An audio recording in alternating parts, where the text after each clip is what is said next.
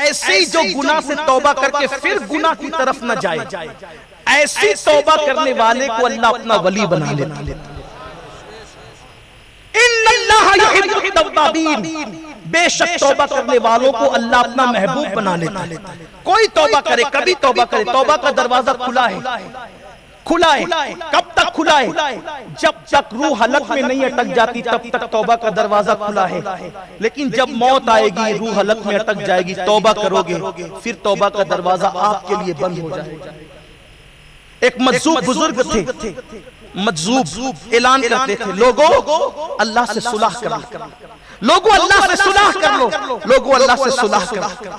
कब्रिस्तान में देखे गए तो कहते थे अल्लाह इन कब्र वालों से सुलह कर ले, इन कब्र वालों से सुलह कर ले।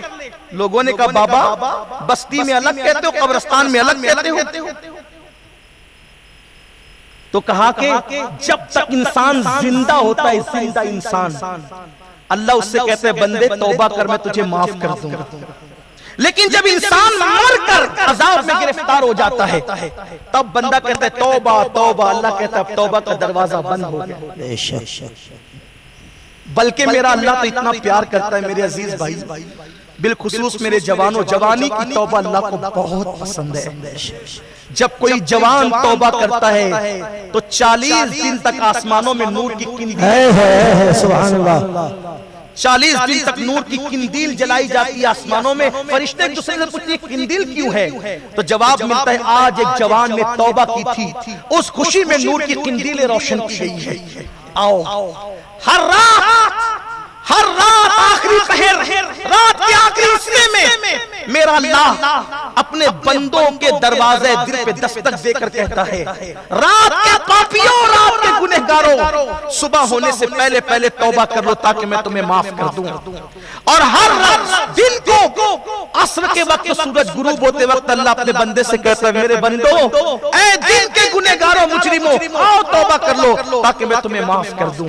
अगर इजाजत हो एक हदीस पढ़ना चाहता हूँ अपने अल्फाज के जामे में। मुझे पता है बहुत देर से बैठे हो, लेकिन एक हदीस पढ़ देना चाहता हूँ। अगर आप सुनना चाहते हैं तो हदीस पाक का मफ़हूम अपने अल्फाज के जामे में तौबा के हवाले से, कैसे कैसों को खुदा माफ करता है, इतना सुनने बात मुकम्मल होगी इंशाअल्लाह। फिर अल्लाह ताला ने जिंदगी जिसे दी है, किसे दी है पता नहीं, हमें नहीं मालूम कौन किससे मिलता है।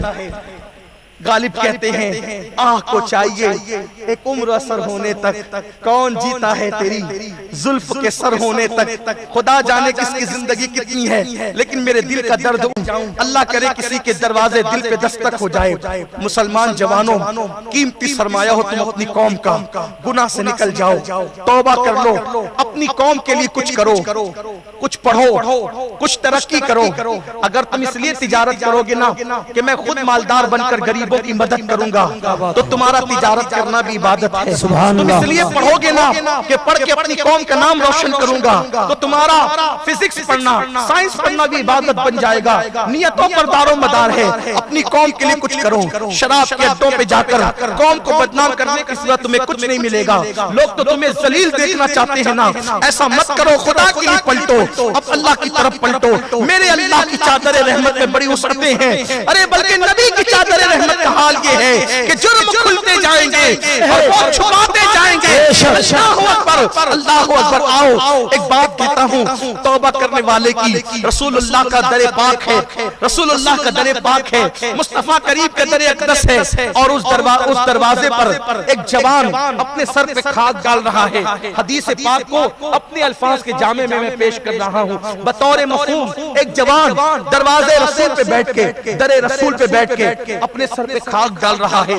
फारूक आजम रसूलुल्लाह के दरे पाक की तरफ बढ़ते हैं, उस जवान को रोता देखा। फारूक आजम ने पूछा ए जवान तू क्यों रो रहा है, तेरे रोने की वजह क्या है? वो जवान कहता है ए उमर, एक एहसान करो, मेरे आका की बारगाह में मेरी सिफारिश कर दो कि या रसूलल्लाह एक बड़ा मुजरिम आया है, पापी आया है, गुनहगार आया है। आका वो तौबा करना चाहता है, माफी तलब करना चाहता है अल्लाह से, आप दुआ कर दे कि अल्लाह उसे उसे माफ कर दे, मेरा मुंह दिखाने की हुजूर की बारगाह में मेरी हिम्मत नहीं है, आप सिफारिश कर दें। फारूक आजम पहुंचे और पहुंचने के बाद अर्ज किया, आका एक जवान है जो ताब की चौखट पे बैठकर अपने सर पे खाक डाल रहा है। आका वो मुजरिम है, वो गुनहगार है, आका तौबा करना चाहता है। सरकार ने फरमाया उमर बुलाओ उसको। फारूक आजम ने उसे बुलाया, वो जवान आया, गर्दन झुका के कहने लगा, या रसूल अल्लाह मेरे माँ बाप आप पे कुर्बान, हुजूर मुझसे बहुत बड़ा गुनाह हो गया, बस आप इतनी दुआ कर दे,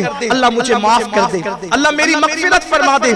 मेरे आका ने, करीम आका ने, बंदा परवर आका ने फरमाया, ए जवान तुझसे क्या गुनाह हुआ, बता तुझसे क्या गुनाह हुआ। अर्ज किया, आका हिम्मत नहीं है जबान में कि आपसे अर्ज कर सकूं कि मैंने क्या गुनाह किया है। मेरे करीम आका को चूंकि क़यामत तक अपनी उम्मत को कुछ पैगाम देना था, देखो नबी के हर काम में हिकमत है, उससे गलत मतलब मत निकाला करो, वरना कलेमा पढ़कर भी तुम्हारा कलेमा तुम्हें काम नहीं आएगा। नबी को ये नहीं मालूम, नबी को वो नहीं मालूम, नबी ने ऐसा क्यों पूछा, नबी ने वैसा क्यों पूछा, तूने कलेमा पढ़ा है कि तूने दुश्मनी की है। याद रखो, नबी पे एतराज मत किया करो, रसूल अल्लाह की हदीस के गलत मतलब मत निकाला करो। सहाबा की बोली बोलो, यहूदियों की बोली मत बोलो।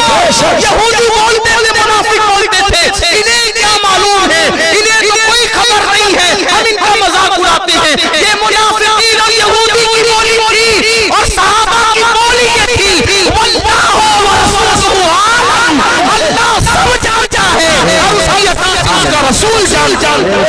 ये बोली बोला करो, ये बोली बोला करो, यहूदियों की बोली ना बोला करो, वरना तबाह हो जाओगे।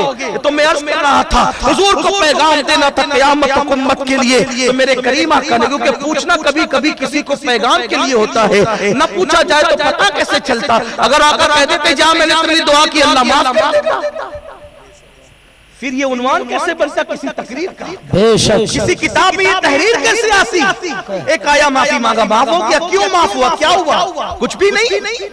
क़यामत तक उम्मत को हौसला देना था, हिम्मत देनी थी, बुलाना था, रहमतुल लिल आलमीन को अल्लाह की रहमतें दिखानी थी। हुजूर ने पूछा क्या हुआ तुझसे, बता। हुजूर हिम्मत नहीं है, क्या बताऊं। करीम आका ने कहा बताना क्या किया तूने। हुजूर मेरा गुनाह बहुत बड़ा है, बस इतना। मेरे करीम आका ने अपने अंदाज में पूछा, मफ़हूम हदीस, क्या तेरा गुनाह आसमानों से बड़ा है। हाँ या रसूल अल्लाह मेरा गुनाह आसमानों से बड़ा है। क्या तेरा गुनाह जमीन से भी बड़ा, रेगजारों से भी बड़ा। जी आका मेरा गुनाह रेगजारों से भी बड़ा। क्या तेरा गुनाह समंदर के झाग से भी बड़ा। जी या रसूल अल्लाह समंदर के झाग से भी बड़ा मेरा गुनाह है। मेरे करीम आका ने फरमाया क्या तेरा गुनाह अल्लाह की रहमत से भी बड़ा है। क्या तेरा गुनाह अल्लाह की रहमत से भी बड़ा है। वो गर्दन झुका के रोने लगा, क्योंकि पता था मुसलमान, मालूम था कि खुदा की रहमत बहुत बड़ी, उसकी रहमतों का अंदाजा कोई नहीं कर सकता। और एक बात आपको बताऊं, सिर्फ समझाने के लिए, रहमत का एक हिस्सा अल्लाह ने दुनिया में जाहिर किया है। तवज्जो आपकी, एक हिस्सा रहमत का अल्लाह ने दुनिया में जाहिर किया, 99 हिस्से क़यामत के दिन इसका ज़हूर होगा। जब एक हिस्से रहमतों की ये शान है, एक हिस्से रहमतों की ये शान, तो 99 हिस्से रहमतों की शान का आलम क्या। आका ने फरमाया अल्लाह की रहमत बड़ी है, तेरा गुनाह बड़ा है। वो सर झुका के रोने लगा। पूछा बता क्या हुआ। अब वो जवान कहने लगा अपने अल्फाज के जामे में मफ़हूम मस कर रहा हूं, आका मैं कफन चोर हूं, मैं कफन चोर हूं और मैंने कमोबेश 1000 लोगों के कफन चुराए। अब शायद ये गुनाह दुनिया में नहीं होता होगा, मेरा हुस्न ज़न ये कहता है कि अब कोई कफन नहीं चुराता। कफन लोग क्यों चुराते थे? उस जमाने में कपड़े बड़े कम बनते थे, हाथों से बुने जाते थे कपड़े, इसलिए लोग कफन भी चुरा लेते थे। अब कोई नहीं चुराता होगा कफन। मैंने 1000 मुर्दों के कफन चुराए, उनको नंगा किया। 999 कफन चुराए थे, लेकिन जब 1000वां कफन चुराने के लिए गया तो एक हादसा हो गया। चोरी पर भी एक बड़ा जुर्म। कब्र खोदने वाले से मेरे ताल्लुकात थे, वो मुझे बताता था कि आज इसका इंतकाल हुआ है, कब्र का निशान